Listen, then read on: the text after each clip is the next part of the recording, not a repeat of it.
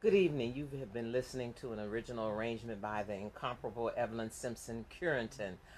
Thank you so much for tuning in this evening to Culture, Class, and Consciousness. I'm your host, Jeanette Pollard, and I thank you so much for your continued support as you have has reflected on Facebook and the calls and emails that I get.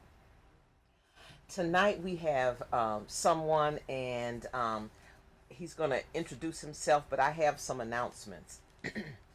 As Election Day approaches, I urge the listeners and the viewers to register to vote and to vote on November the 6th. If you have been watching the news and you have seen where there's been various attempts to suppress the black vote, as such as what happened in Georgia a few days ago. There was a busload of senior citizens trying to go to do early voting, and the bus was stopped to stop them from voting.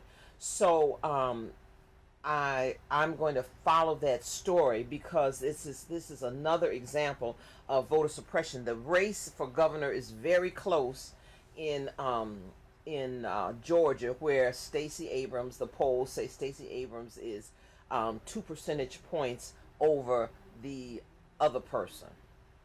And in our local elections as well, in the DC mayoral election is up, and then in the outlying suburbs in the counties, PG and Montgomery County and beyond, it is very important for people to vote.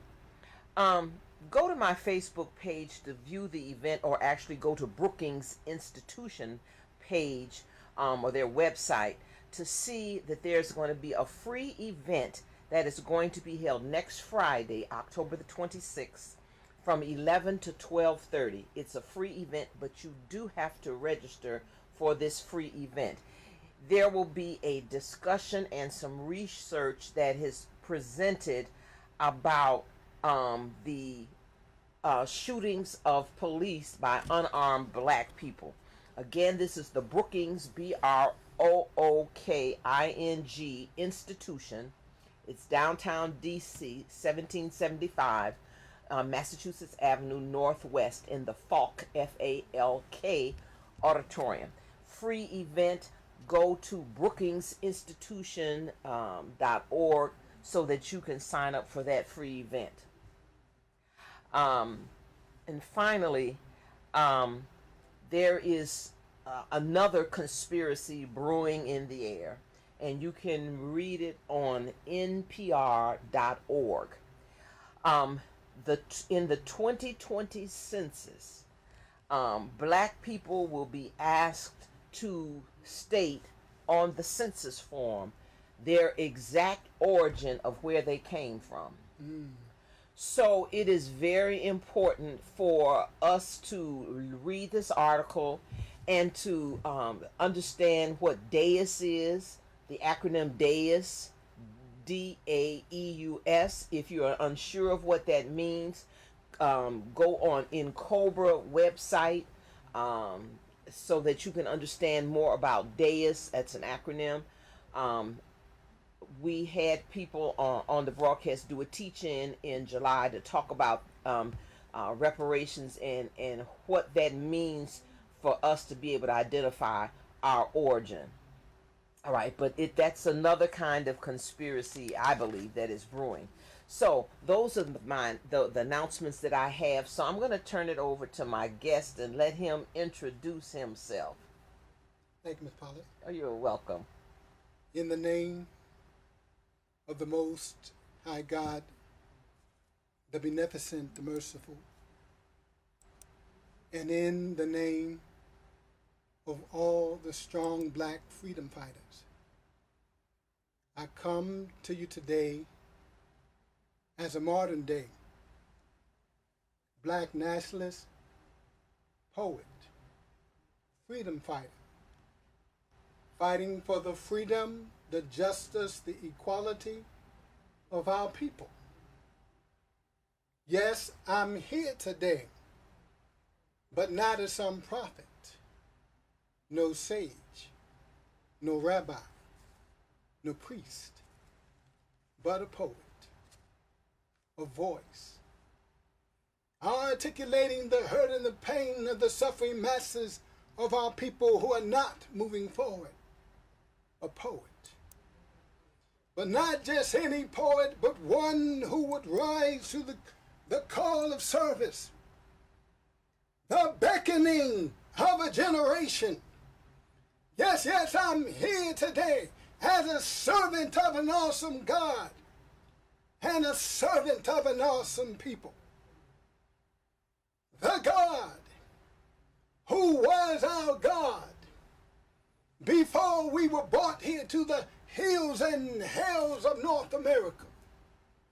The one of whom it was prophesied in the book of Exodus to come and to deliver his people, if indeed we represent the people in the prophetic fulfillment of Scripture, who would be in bondage for over 400 years, whom afterwards God would come to deliver.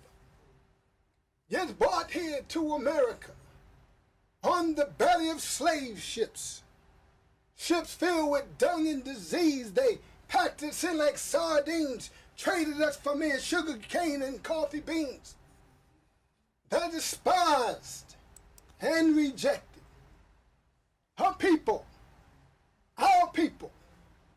robbed of our names, robbed of our language, robbed of our history, robbed of our culture, our folkways, our mores, our religion. Look at us. We have adopted the religion of our slave masters, and the proof is that we have bowed down to worship the image of a lily white Jesus even up until today, even up until today.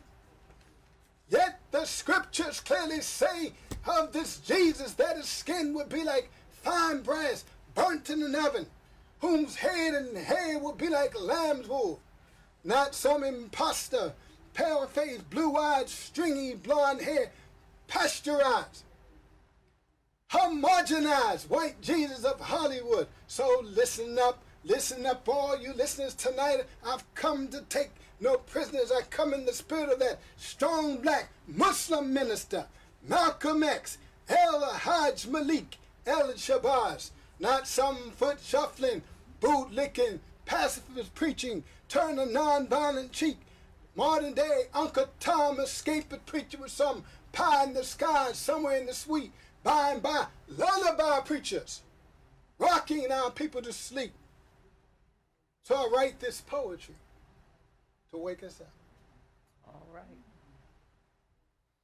All right. So explain to you. You do not consider yourself just a poet. That's right. Explain your title. Well, I'm not just a poet. I consider myself three things: orator, poet, and activist. Okay.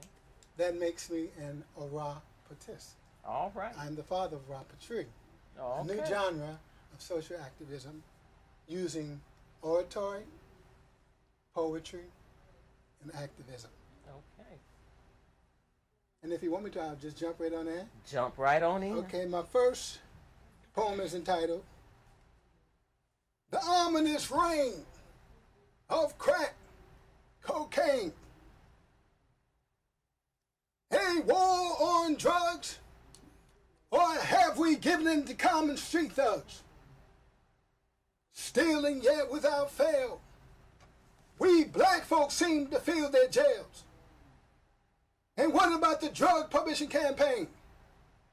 While society seems to go unchanged, undoubtedly the United States government has broken another covenant intended to reduce the illegal drug trade, yet perhaps partners with those whom drugs are made, failed laws and policies, the widening of racial inequalities. The statistics are troubling. African American drug use seems to be doubling. 2.2 million African Americans in our nation convicted, and a major portion of our population leading to this incarceration. This incarceration of thousands of African Americans each year is a staggering statistic we all should fear. We see no interruption. discouraging the production or distribution and consumption of this targeted substance, this illegal drug use, contrary to the law, the devastating consequences no one ever saw. Marijuana, cocaine, heroin, methamphetamine, an illegal drug pandemic like we've never seen, accompanied with violence, it always seems. But what got us in this mess? The forthcoming case of arrest. How can this be? The coca fields of Colombia so easily hit the streets of the District of Columbia. 800,000 adolescents, 12 to 18 years old, sold illegal drugs. Are we headed to be an entire country of young gangsters and thugs?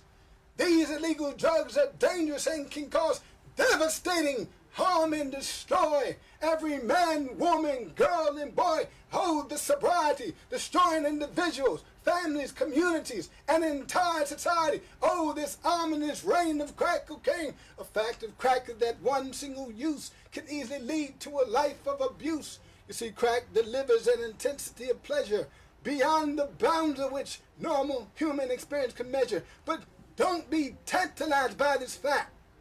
Why do you think they call it crack? It is profoundly unwise to use crack cocaine. You see, it damages the brain and you're never the same. And after the good feeling pass, then you suddenly begin to crash. Now you've opened a dangerous door. Then comes the craving for even more, like walking in darkness, not knowing what you're headed for, spending all your money and time, thinking how to get one more climb. As an addict, you begin to lie, cheat, and steal, and you think it's no big deal. Oh, this ominous reign of crack cocaine. But who's the culprit?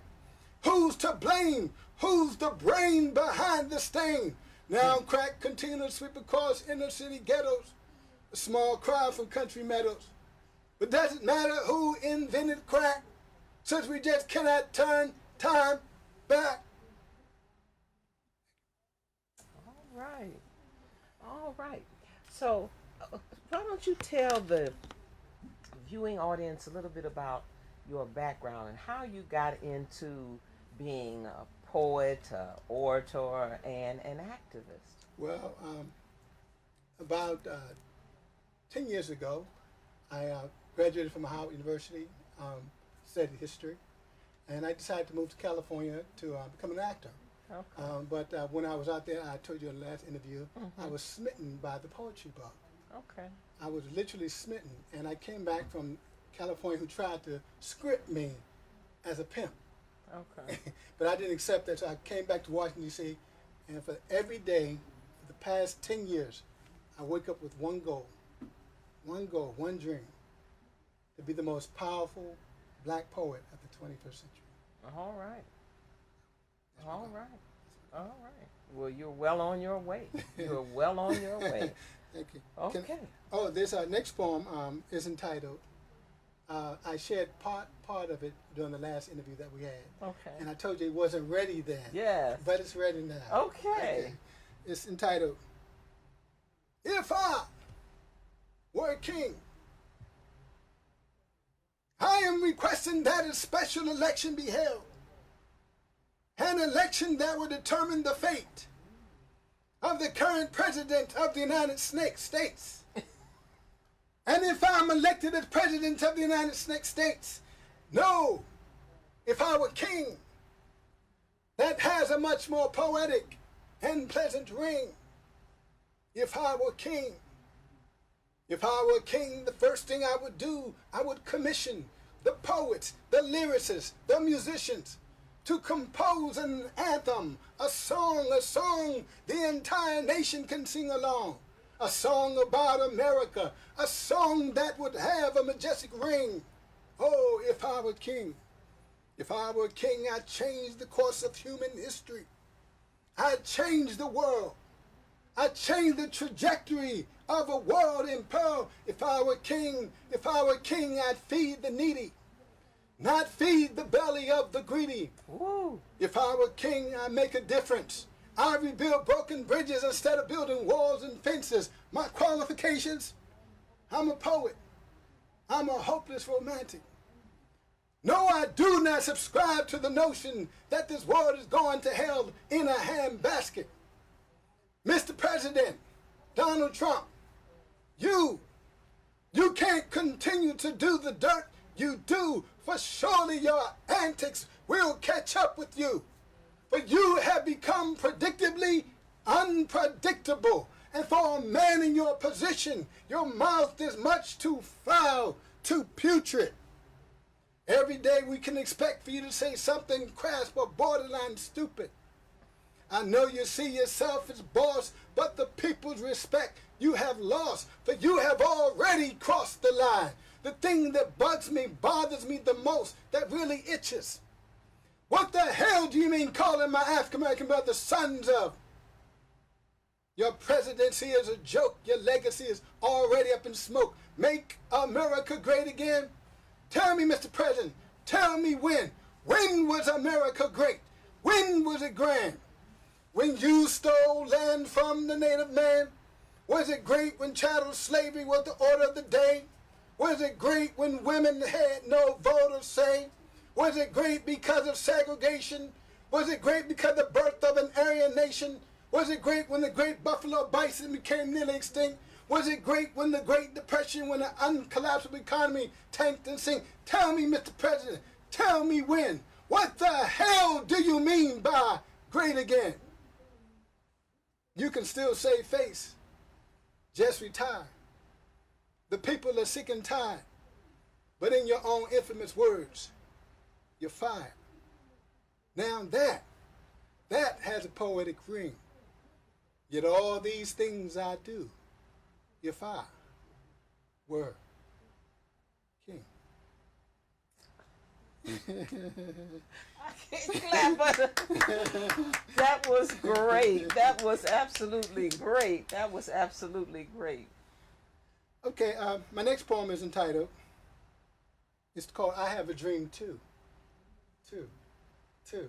T-O-O or? T-O-O. Okay. And two. Okay, all right. I consider it the sequel of the I Have a Dream speech. Okay. I have a dream too, yet there's plenty of work for us to do. The original, I Have a Dream, was penned and delivered by our beloved Dr. Martin Luther King. It had a majestic ring because it possessed such a hollow thing. It was the sweltering summer of 1963. Dr. King said that the American Negro still wasn't free. Dr. King, a refined orator, created a speech. He chose a subject. He chose a theme. He entitled it, I Have a Dream. But not the type of dream that comes from sleeping, tossing and turning, nor the type of dream that comes from seeing crosses burning, but the type of dream so clear and vivid in its entirety, a vision of a brotherhood not quite seen in our society. Against seething racist, King took a stand. He hoped for the betterment and brotherhood of man. He said, I have a dream, so let freedom ring.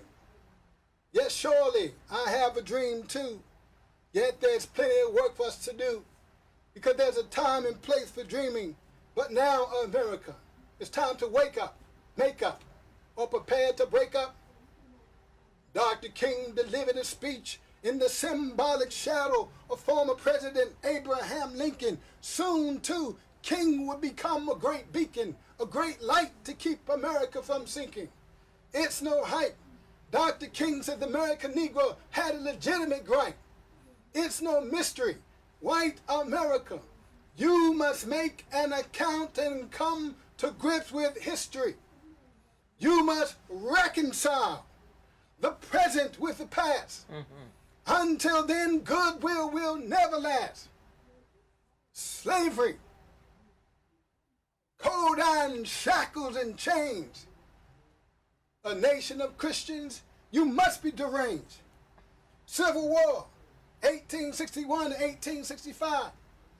The Confederates fought to keep slavery alive. Jim Crow, laws enacted to help segregation flourish and grow. And the list goes on as time marches on. Slavery, civil war, subjugation, segregation, discrimination, gentrification. America, it's time to shape up.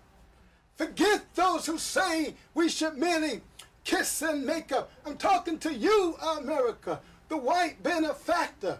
The white benefactor of our former slave master. Yes, surely I have a dream too, yet there's plenty of work for us to do because there's a time and place for dreaming. But now, America, it's time to wake up, make up, or prepare to break up. Young black America, it's a new day. We're looking to you, so have a dream too. Because there is nothing that we as a people can't get through. In my lifetime, we were cussed at, fussed at, hit with bottles, hit with sticks, by bricks, kicked, spit upon, hit with logs, bit and mauled by police dogs, bulldozed and water hosed. Yet we as a people continuously rose.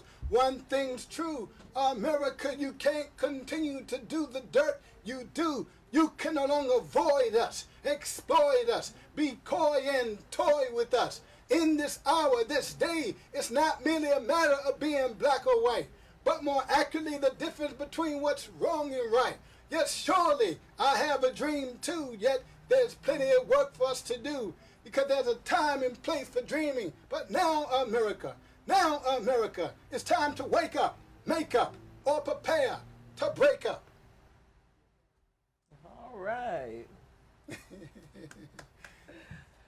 All righty. So, Stephen has a show coming up very soon, and I'm going to. It's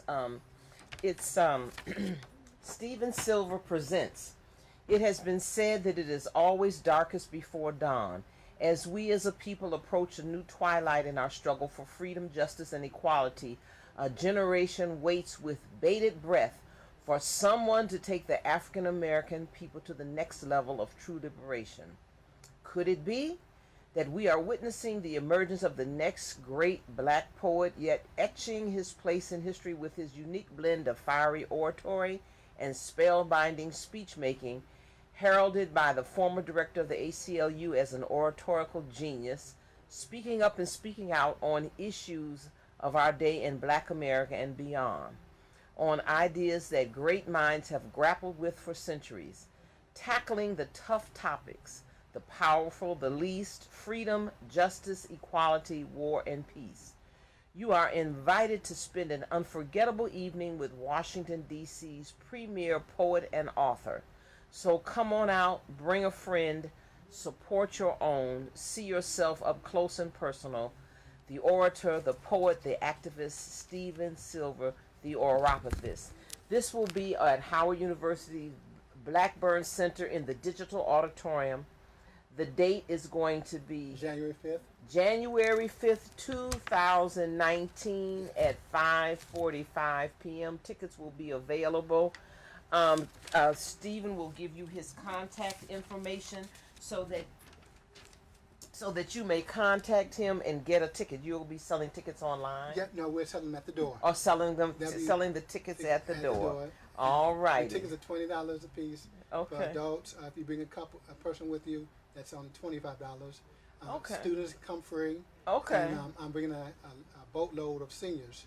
Okay. And they're going to come out and support the program. All right. So that is Howard University's campus, the Blackburn Center, yes, the Digital Auditorium, and that is January 5th. Yes. All right. All right. I'm ready. So can I jump back in again? You can certainly jump back in again. Okay. My next poem is entitled The True Champion. The True One. Oh, it's happening, for we are the true champions. We've hurdled slavery, hatred, bigotry, racial strife. We've overcome all these obstacles in our life. segregation, relegation, and Jim Crow. Oh, why did they treat us so? Yet we as blacks have earned our medal. We're still standing after the dust have settled. For we can pass the hardest test as bullets deflect off our chest. For I am Magic, I am Jordan, I am Kobe, I am the slave renamed Toby. I am Powell, I am Thomas, I am Rice, I am the slave who fled through the darkest night. I am Oprah, I am Tiger, I am Diddy. We're so important we deserve the key to the city. And it's a fact that we should always be proud to be black and that we should never ever lose hope. For there's always hope as our eyes keep opening, as we embrace hope again. Read much, it'll take us far, no limits, further than the most distant star. I'm black, I'm like a locomotive train. I can endure all life trials, all life pains, even through life's torrential rain. No hatred cannot beat me. Bigotry will never defeat me. I am a true champion. I am a true champion. I'm black. I am the strongest thing on earth. I was a champion at birth. And though life may be tough, I'm made of the stuff. I'm the lion that roars. I'm the eagle that soars. I'm Obama who defeated Osama. I'm Muhammad Ali who knocked out Liston in 3. I'm Shirley Chisholm. I'm Venus and Serena Williams. I'm Malcolm. I'm Martin. I'm Jesse. I'm Farrakhan. I'm Sharpton.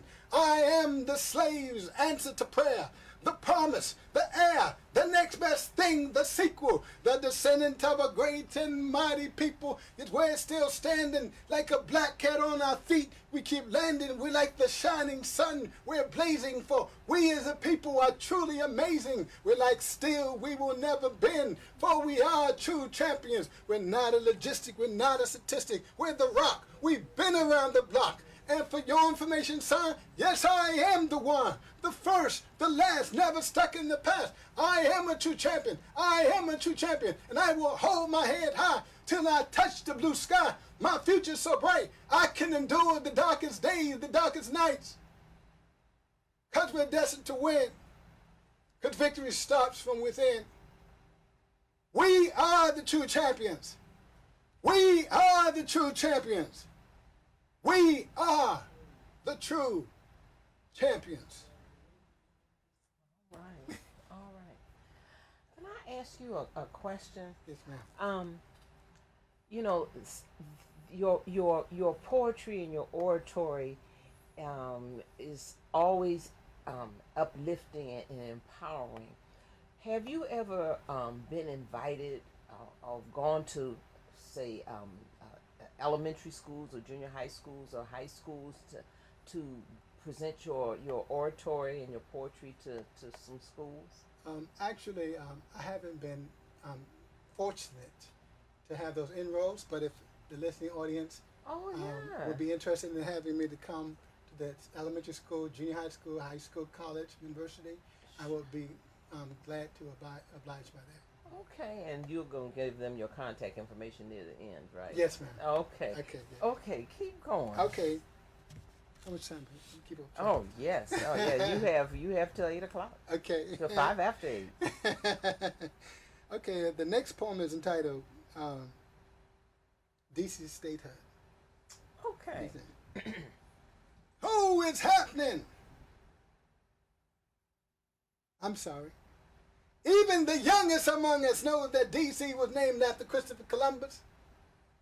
The D.C. that we see is not dated back to B.C., but we must ask the politician, how long? How long will you be wrong? Taxation without representation, it's a crying shame, it's a travesty. Naysayer, would you rather be called your majesty? No more kings and queens since July 4th, 1776. So why does our government still need to be fixed? The naysayers must have a collective contusion that would explain all the confusion, masters of obfuscation and illusion, so we won't come to solution. But I say, no more dirty politics, no more pollution. Let's rally and come to solution. Taxation without representation was never meant for this nation, back then or any generation. The law of the land has been banned. So what's the solution for this intrusion, for this departure of the law our founding fathers never saw? How can we justify this blatant disregard happening in our own backyard? Because in the final hour, it boils down to power. Or are the jolts of American justice spent? Or have crooked politicians left us without a cent? Oh, I'm optimistic that we will raise a victor's cup. And to our leaders we will look up. Yes, with thunderous cheers will erupt. From a victor's cup we'll sup. Yes, we'll raise a victor's cup for a government no longer corrupt. And oh, the glory of statehood would be when DC's finally free. And a time it will come stealth, and we'll call it DC, Douglas, Commonwealth. Okay. All right. Oh, by the way, I was appointed as ambassador of poetry by the DC State Committee. All right. Yeah. Very good. Very good. About a couple months ago. Yeah. Appointed DC ambassador of poetry of DC State Committee. All right. Douglas Commonwealth. Okay. Didn't I have a beautiful ring to it? Yes. Okay. Okay, let's go. Keep going. My next poem is entitled Gentrification. History lesson 101 has just begun. The lesson is now in session to explain the Native American and African American similar situation concerning land acquisition. Inner city gentrification isn't new. Like the Native American is happening to me and you. Hold the gall. Hold the nerve. Pushing us out into the suburbs from inner city to country meadows. Still confining us to ghettos. Hold the hype. The time was right. Back then together smoking the peace pipe. The early European being slick up to new tricks while shaking their hand, all the while scheming to take their land. Yet the American Seminole never did anything criminal. Unlike them, what the European wants, the European takes, and it doesn't matter whom he's got to fake. Gentrification occurred early in our nation for a substantial duration, and once again we're here. Could this be another trail of tears for the European up to the same, his masterful game, pretending to befriend me and you, not knowing what he's really up to, smiling in your face, all the while wanting to take your place. Once again, someone's being slick. Once again, someone's being tricked. Gentrification, kicking us off the master's plantation. They claim immunity. Wealthy white people buying houses in our community. And just because we cannot afford the rent, it's back to low-income dwellers we're sent. Because we cannot afford the high housing prices. Because we cannot afford the high property tax. So once again, we get the axe. The community is slowly changing its face, catering to more affluent base, which happens to be of a different race. The sad part is that it's not illegal, so watch out for the sequel, changing our culture, giving us ulcers, worried about the inevitable intention, swift and sudden evictions, kicking us out into the street, making us feel the heat. The price of living is swelling, we cannot afford to pay for dwelling. Like the Native American, we're in the same boat, just trying to stay afloat. Like back then, the practice was criminal, relocating the Cherokee Creek and Seminole. Yet history will tell the story, how they fell from their former glory. American government taking territory. The removal begun with the Chickasaw Nation of 1831. It's not conjecture but fact. They called it the Indian Removal Act of 1830. The government up to something dirty. It had begun, surprisingly proposed by President George Washington. And no matter how much we vent, they just keep on raising rent. It's not fair, it's wrong, continuously robbed with equal education and similar jobs. Gentrification, heed these words which I have to say, because I hear you looking for a place to stay. Thank you. Oh my God. When do you get your inspiration, or do you get your ideas at different times, or do you have to be in a particular mode or a particular mood or a particular time of the day, or? Well, actually, let me answer by saying this. I wish that I could never write another poem, because when I write, I don't write because I feel like writing. I write because I'm compelled. I feel compelled. I use analogy. It's like if a person was vomiting, the involuntary muscles take over, and that's what happens to me when I have to write a poem. For example, Sandy Hook Elementary School massacre, when that occurred, I was gripped by what had happened.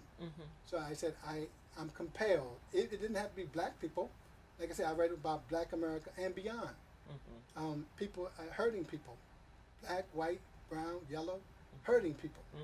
So my inspiration, I believe I'm a man of God first before I am a oropatist, orator, poet, activist. And I feel that I have to be linked to the people that I'm serving. And in order to do that, a poet is not just one who is gifted with rhythmic composition and beauty of thought, but a poet, I've learned, is an empathizer, a person who can say what others have difficulty saying. This is my gift, this is my calling, this is what I do. And so in answering your question, I'm compelled to write. And when the Spirit comes upon me, I just do my thing and out it comes. And then put it into the universe, out it comes. All right. Okay.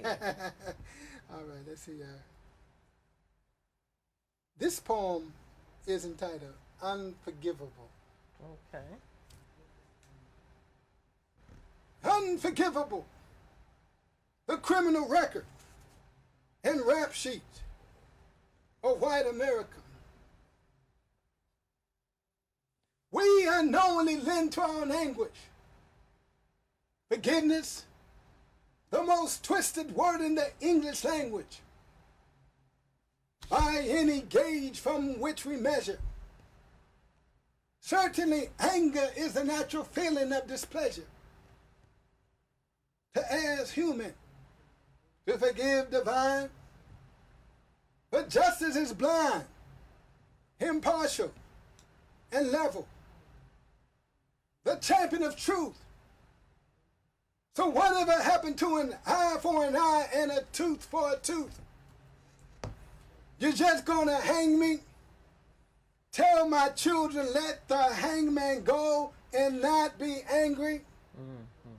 And later, extend forgiveness to the perpetrator? We unknowingly lend to our own anguish. Forgiveness, the most twisted word in the English language. White America has perpetrated every dastardly crime believable to the extent and degree that it's almost inconceivable. Forgive your enemy, that is absurd. The most foolish thing I've ever heard. Surely a doctrine of devils and demons and ghouls casted upon undiscerning and would-be fools. Forgiveness is a legal term. It means to absolve of guilt.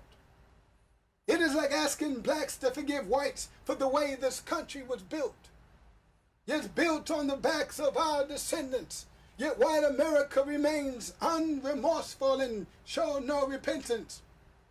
We unknowingly lend to our anguish.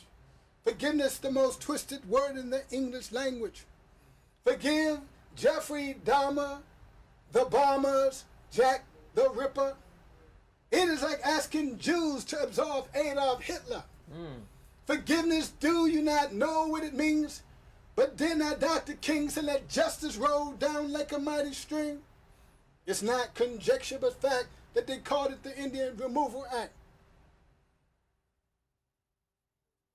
The truth is at hand, not far reaching. Ask yourself, who would benefit from such a teaching? A man and men shall reap what they sow, but it's criminal to let another criminal go.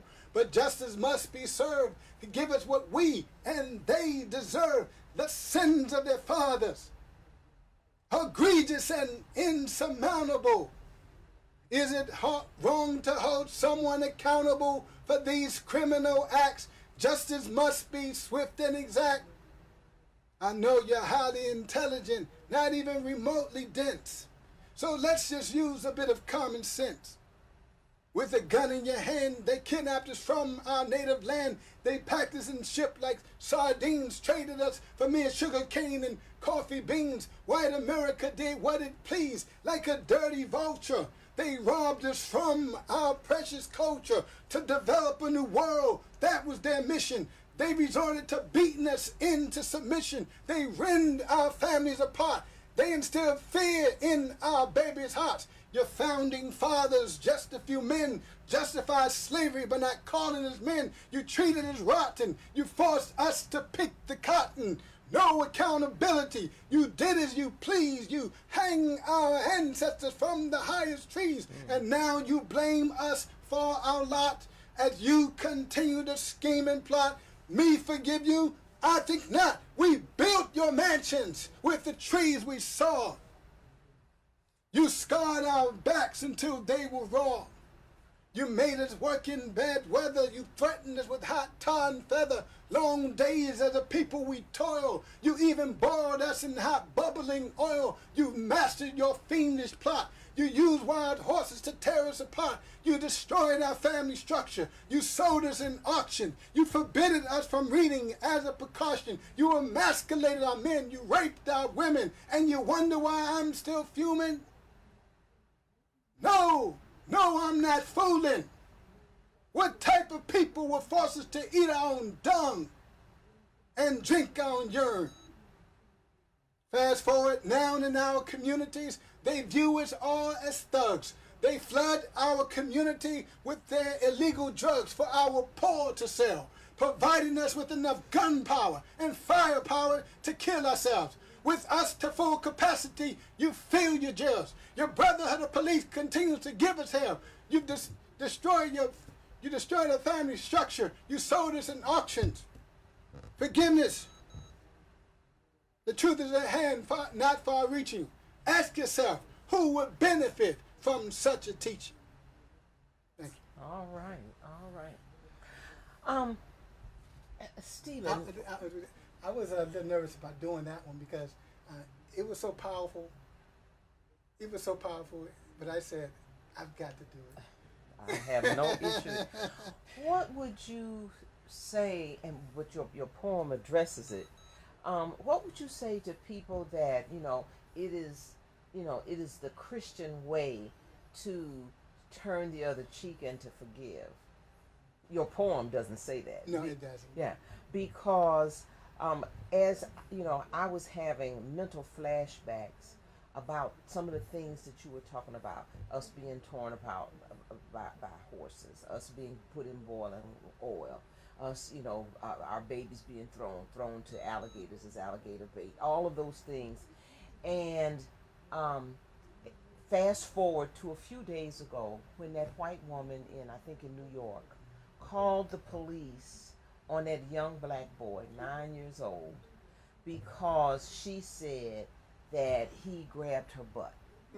When in fact he had a very heavy backpack, and the camera showed that it was his backpack. She was bending down or doing something, bending over or something, and he was coming past with his mom, and his backpack hit her, and she immediately called 911 to report him.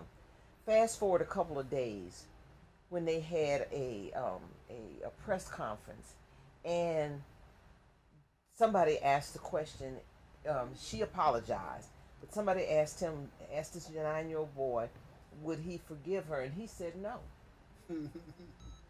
And some of the back and forth on social media said that we are quick as black folks that when we are assaulted or when we are embarrassed or when we are come upon, that it is always the burden of us forgiving somebody who has offended us or who has assaulted us, who has taken the first step towards us, that we are supposed to forgive them. And this young boy, and they were surprised that he said no, I'm not going to forgive her. He was crying and everything when this happened. I think that was a raw emotion that that he's linked into, that the general populace is not linked into. The Jews will say what happened in Nazi Germany, never again. Absolutely. And we have to say the same thing as African Americans. Absolutely. Never again. Absolutely. Unforgivable. Unforgivable. Yes. Because we have to remember everything that took place. If we know our history, we can respond accordingly. Yes. And yes. we respond according to history. Yes. Yes. Absolutely. Absolutely. All right. Go ahead. Okay. Bear with me with this one, okay? Sure. And this one is titled Where do we go from here? Where do we go from here? What happened to the dream that we held so dear?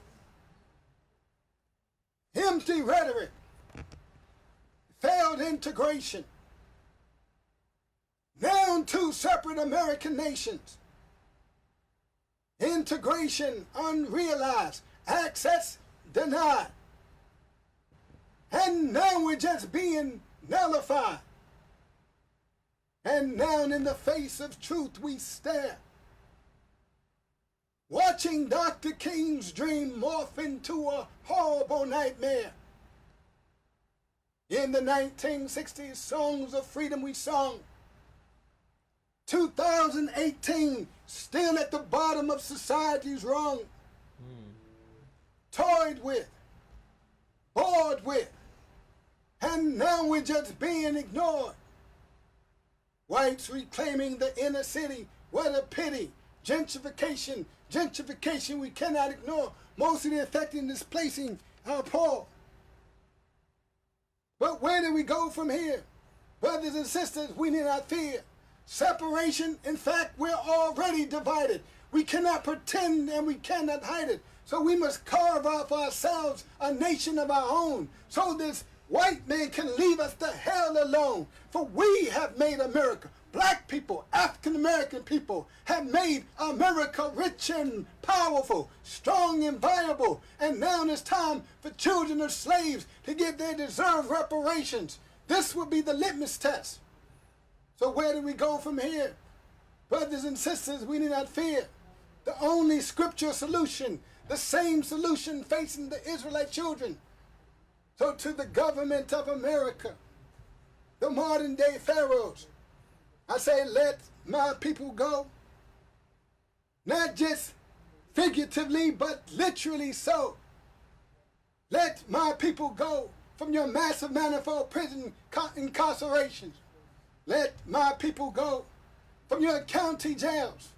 Let my people go from your federal penitentiaries. Let my people go. This is the only scriptural solution, the same solution facing the Israelite children. Separation. In fact, we're already divided. We cannot pretend and we cannot hide it. But where do we go from here, brothers and sisters? Where do we stand? Next stop, woo, woo, the promised land. Let me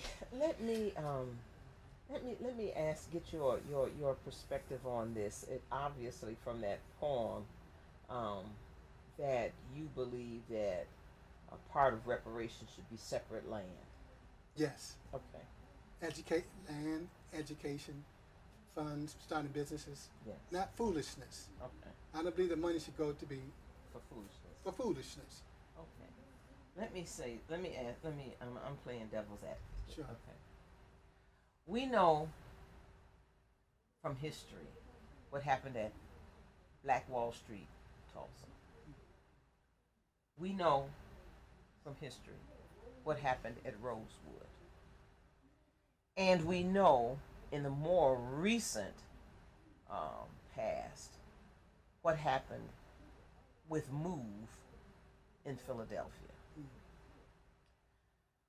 From the time I remember sitting in with the Henry brothers, Milton and Richard Henry, who were part of the start of the Republic of New Africa, and they were advocating for having, getting 3 or 4 states, southern states, and having their land. The question that I asked back then, and the question that I raise now, is that if a conglomerate of black people are concentrated in one place or in 3 or 4 states, much in the same way that we are concentrated Already. in major cities. Yes. What would stop the feds, in whatever form that is, from coming in and doing a Hiroshima or Nagasaki to us? That's something we're going to have to face if we indeed want our liberation. In liberation, people die. In war, people die. Some will have to die, some will have to go to jail, but that's okay, for all is well. All is well. These notions of property of our own, Nation of Islam, Honorable Elijah Muhammad, Minister Louis Farrakhan, these are notions that have been here with us for a long period of time, and I think it's time for us to act them out. Okay. That's what I believe. So your position is that if we as a black people got 2 or 3 or 4 states, that we would have to take our chances, basically. Exactly, sink or swim. Okay. Sink or swim. Okay. Sink or swim. Yes. Okay. And I think that's the only path to liberation, to true liberation, to separation. It's not. It's history. We have to recognize the man that we've been living with, that we're in an abusive relationship with that person. Yes. And it's time for us to wake up, get out of that abusive relationship, and do something for ourselves. And a part of black nationalism is separation, independence, and racial pride. And that's a part of what I try to do in my poetry. Oh, absolutely. I try to bring a sense of racial pride back to where it's supposed to be. And that's my job as a poet. Wow. Okay. Can I give you one more? Oh, certainly. We got 5, 6 more minutes. Okay. Actually, I want to do. Okay, here's one. And I'll do that. This one is entitled "It's Our Time." I want you to sing with me. Do you sing it in the choir? I do sing. Okay. It's our time to shine. Say it again. It's our time to shine. Can't turn a deaf ear or be willfully blind. Can't turn a deaf ear or be willfully blind. It's our time to shine. Can turn a deaf ear or be willfully. I messed up there too, but that's okay. Okay. And it goes into saying, it's our time. It's our time to shine. Can't turn a deaf ear or be willfully blind. It's our time to march. Our thirst for justice we're feeling parched. So toll the bell, sound an alarm. As one united front, we link our arms. For the clock keeps ticking, only time will tell. Were we too deaf to hear the bell? Or will we turn a blind eye to injustice's cry? Turn the deaf ear, give in to fear? Or will we be the heroes and sheroes? Will we answer the call? Or do nothing at all? Young black people, stand up for what you believe. You'd be surprised what you can achieve. We are witnessing the changing of the guards, the passing of power. This, young people, is your finest hour, so we pause and salute and give tribute to all the Muslims and civil rights leaders as race relation precariously teeters, because it's always darkest before dawn, and the battle too shall be won. So we run this race, knowing that time is precious and we cannot waste, remembering where we came from, yet knowing we have the power to affect future generations to come. Remaining forever cautious, for we will forever have to combat the forces of darkness. It's our time as flags unfurl to bring hope and rescue a dying world. It's our time, I know this is true. With bated breath, the world is waiting on you. It's our time to shine like the brilliance of the sun, the brilliance of the sun. Knowing that God's will on earth through us was done. All right. Okay. Yeah, you said you wanted to leave a few minutes near the end. Yeah. Can I give you my gift? Sure. This is a bottle of water. Okay. Yeah. Oh, thank you so much. And It says here, the American Griot presents Freedom Water. Freedom water. Why? Because freedom never tasted so good. Oh, this is great. Look at the hologram on the back. Look there. Oh, lift your voice, every man, woman, boy, and girl. For our goal is nothing less than to change the world. This is absolutely great. And Thank you so much. And here's a towel. Oh, okay. All right. I am made from the stuff that makes men great. I am the synthesis of Martin's love and Malcolm's hate. This is absolutely great. Well, are you going to be At the program. okay. Yeah. So on January the 5th, Stephen will be selling these items, this water, the American Griot Freedom Water. I have a area in my house that I keep all my memorabilia, and I'm certainly going to keep this. You might want to get some T-shirts too. I have CDs, DVDs, books. I have a whole cadre of material to sell. Oh, okay. Yes. So tell the viewing audience the name of your book of poetry. Yes, it's called The Urban Diary, Prominent Speeches of an American Griot. It's not on Amazon yet. Okay. I said I was going to get it on Amazon, and I'm working on that. Oh, But okay. it'll be on Amazon soon.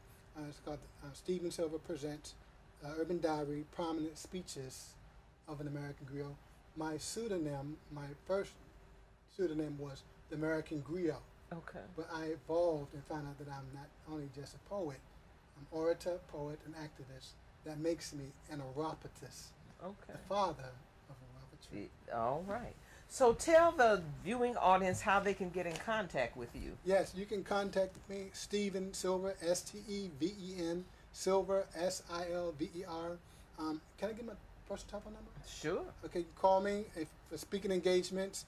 If you would like for me to share with your audience, your church, your political, social, civic function, I would be glad to do that. I can be reached at 202-526-2971. Again, that's 202-526-2971. All right. All right. And you have some things posted on YouTube, don't you? Oh yes, we have several material. Okay. So just go to Stephen Silver YouTube, and everything that scrolls down, look at it. And by the way, this is a gift for the audience. They can go to Stephen Silver, The Urban Diary, and that'll give you 6 volumes of poetry just to enjoy. 6 volumes. That's about 3.5 hours. Okay. 3.5 hours. You can't watch it in setting, of course. But sit down with your family, and I've had the pleasure to have people to come up to me, and they say, "I saw your television show, and we really enjoyed that." And I said, "That blessed me so much. I'm glad I'm able to help." All right. You have been listening to Stephen W. Silver, who is an orophathist, who has been entertaining us and inspiring us and challenging us in our political, social, spiritual, and philosophical lives. I'm Jeanette Pollard, host of Culture, Class, and Consciousness. Thank you so much for tuning in this evening and viewing us. Next week, we will have a continuation as we end Domestic Violence Awareness Month. We will have part 2 with Carol Walls, part 2, a more in-depth discussion about domestic violence awareness. Thank you so much. Good night.